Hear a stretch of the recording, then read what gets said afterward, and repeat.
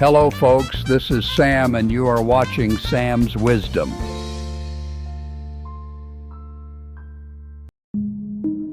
You ever sit in a room and realize you're the oldest one there? At first, it's subtle. Maybe someone calls you sir with just a little too much pity in their tone. Maybe they repeat things twice, real slow, even though you heard it the first time. Or maybe they glance at your hands, your silver hair, your knees that don't bend like they used to, and they assume you're not part of the conversation anymore. And that's when it happens. That little voice in your head that says, "Do I still matter here?" I've been there, more than once. And if you're anything like me, it's not the wrinkles that bother you. It's not the gray.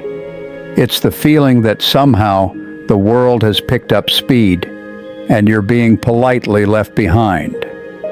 It shows up in the workplace, when the younger folks breeze through tasks on screens you're still figuring out. It shows up at home, when your kids start correcting you, like you forgot how to live your own life.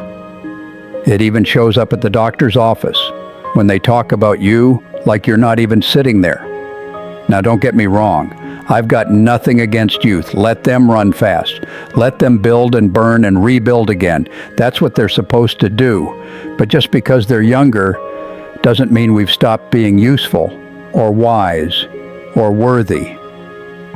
You see, aging doesn't erase who you are. If anything, it reveals it. You've held families together through loss. You've watched the world change over and over again and adapted every time. You've survived heartaches, recessions, disappointments, and more than a few bad knees. So no, you don't walk as fast, but you carry more with every step. And that's not something to hide. That's something to wear with pride. But I get it. It's easy to shrink, to go quiet, to start second-guessing yourself when you're surrounded by louder voices, faster fingers, brighter eyes. It's easy to feel like the world is moving past you when all you want is to feel like you're still in it. So this isn't about complaining, it's about reclaiming. Because you're not in the way, you're not a relic, you're not a burden. You are a living, breathing archive of lessons this world still needs. And if you've ever doubted your place in the room, let me tell you, as someone who's felt it, you have earned the right to stand tall. I once met a woman named Irene at a local workshop, one of those digital sessions where they teach you how to use your phone without making you feel like you're learning rocket science. Irene was sharp, early 70s, dressed like someone who knew herself. But as soon as the young volunteer started explaining things, real fast, real smug, you could see it in her eyes, that quiet frustration, that burn.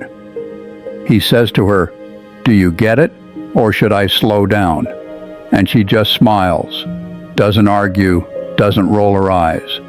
But later, over coffee, she tells me, "I used to run IT training for a bank. I taught people like him before he even knew what a spreadsheet was." That's the part that gets to me. We live in a world where people judge your ability by your wrinkles, as if wisdom gets outdated like last year's phone. But let me ask you something.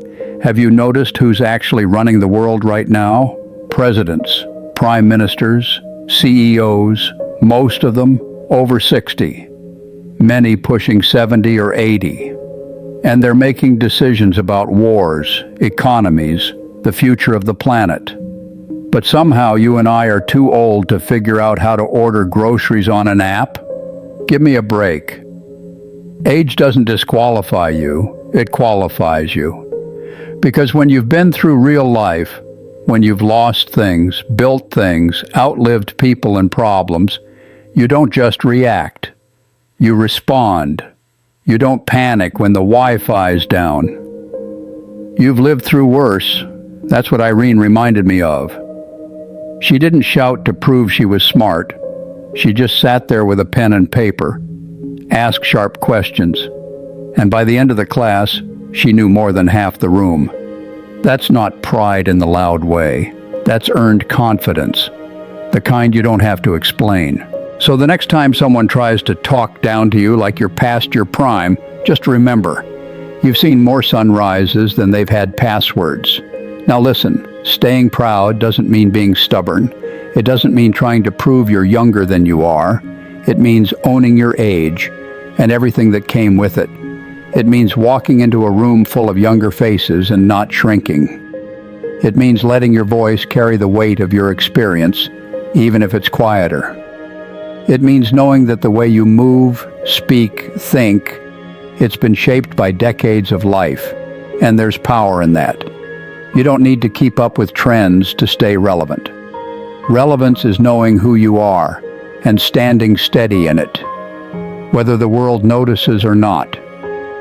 The truth is, we live in a time where value is measured in likes, speed, noise. But real strength, real wisdom, that doesn't yell. It doesn't dance for attention. It stays calm when the storm hits. It sees patterns others miss. It knows when to speak and when not to. That's you. You've earned the right to not chase approval, to rest in your presence, to let others rush while you observe, listen, and choose your moments. And sure, sometimes people won't see it. They'll look past you. They'll assume you're out of touch, too slow or too soft. Let them. Because while they're busy trying to be loud, you're living the life they're still learning how to understand. So, stay proud, not because you've got something to prove, but because you've got nothing to prove. And if this conversation hit home, I'd be honored if you subscribed, not for me, for you. Because this space, it's for us. For the ones who've lived enough life to speak with meaning and still have more left to share. I'm Sam, and I'm glad you're here with me.